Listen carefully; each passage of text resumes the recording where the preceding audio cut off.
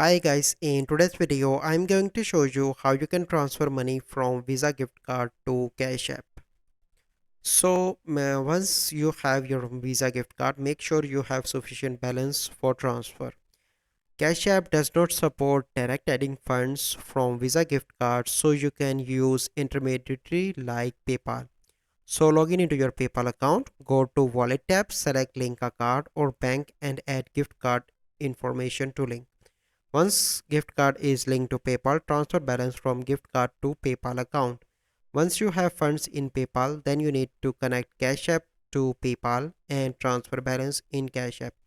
So keep in mind that this is not a direct, this is an indirect method and you have to pay PayPal transaction fee and Cash App fees for adding funds. So this is the process how you can transfer money from Visa gift card to Cash App. So I hope you find this video helpful. If you find this video helpful, must like this video, subscribe to our YouTube channel for future videos. We'll see you in the next video.